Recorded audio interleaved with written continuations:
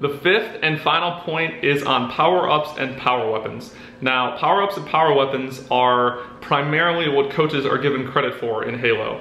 When it comes to analyzing how good of a job a coach did, or if casters or people at the analyst desk on stream talk about, a coach's impact, they give credit a lot of the times if a team gets a power weapon in-game to the coach. And realistically, it's extremely hard to tell a coach's impact on that game unless you're on the team. You can't really tell what the communication is, even if you only have a listen in for possibly a few minutes. And you can't tell their attention to detail or how they influence certain plays or play calls during the game. More often than not, getting power-ups or getting power weapons is usually a product of having map control. Coliseum is a good example again. I've used that a lot, but when rockets are up, for example, you can't exactly get to rockets unless your team has snipe control, and it helps even more so if you're applying pressure to the other team's base. I'm thinking Coliseum flag.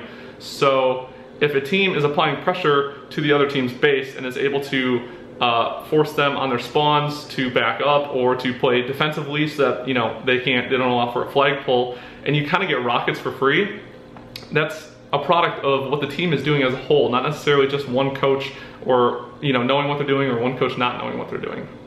With that being said, even though I don't believe that a power weapon or a power up is specifically all that a coach is good for or what they should get credit for, controlling power weapons and getting power ups is still the most important part of Halo. It's going to be really, really difficult for your team to win, especially against another top pro team at a tournament, if you're not getting any of the power weapons or power-ups. So it should absolutely be your main focus, and that is why coaches usually do get credit when their team is able to get those. Being able to get those is also a product of everything else that I have talked about so far today. Increasing teamwork, improving positioning of all 4 players on the team, improving efficiency, by directing players on where they need to be going and who needs to be going where. And number 4, communication. Like I've already said, that comes down to small talking and trying to just overall increase the level of awareness for your whole team. If you don't have that good of communication, it's going to just lead to a lot more hectic situations where people overextend to try to help because they think they need to, because teammates are constantly calling out, this guy's weak, this guy's one shot, I can't, I'm going to die, I need help. But instead, if you have small talk on your communication for, I'm doing this, I'm going here, I can't help you, who's pulling flag, block these spawns, who's watching spawns, we need to do this here, like, we need to go there. It's about having a conversation with your teammates and not just shouting call-outs about what you see on the map. It's a conversation, and having all 4 of those will generally lead to a significant increase in power weapon and power-up control. Now this next clip is from X Games just a few months ago in our series versus Allegiance in the semifinals.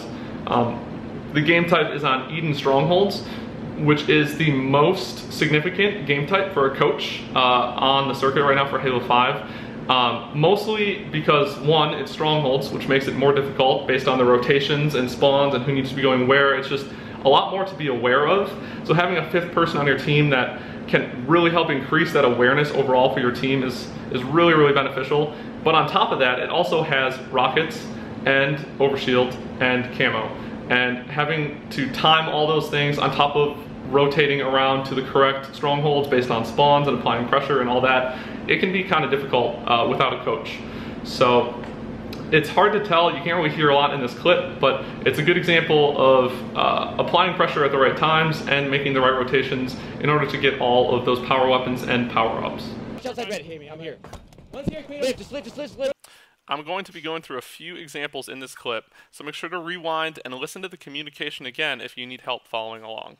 I'm here.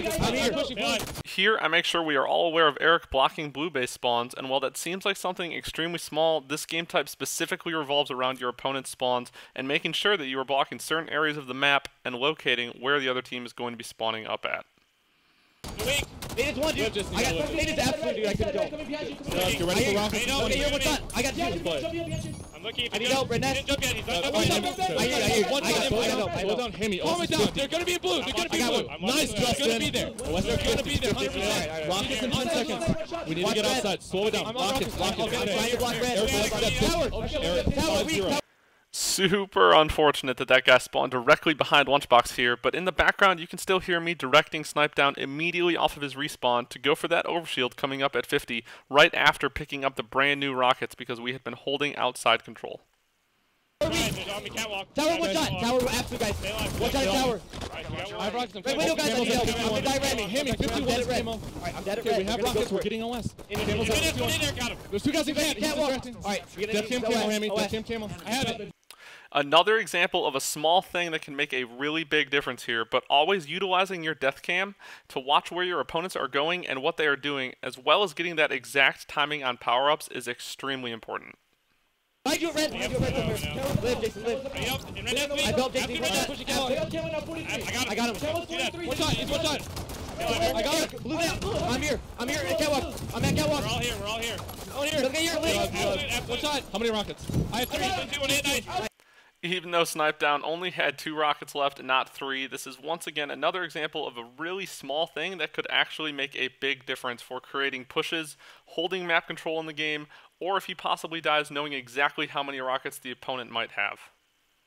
We still have rockets. I'm pushing back to red. Red nest right now. Red nest right now. Look at EG with total map control there. Not only do they have 2 of the 3 stronghold points, they also have rockets. They had overshield, and they also got the perfect timing on the camo while forcing the camo to be burned. EG has total control here, and they are doing real well. Well, that's going to do it for me today, guys. I apologize if the video was a little bit long. I didn't really plan for it to go this long, but I didn't really want to miss anything, and I wanted to cover as much as I could for you. I get a lot of questions on this type of stuff all the time, so if you do have any other questions, make sure to leave a comment below. I will do my best to answer as many as I can. Please subscribe to the channel too. I'm going to be doing as much content and creating videos as often as possible for myself and for the rest of our team. And thank you guys for watching. We'll see you next time.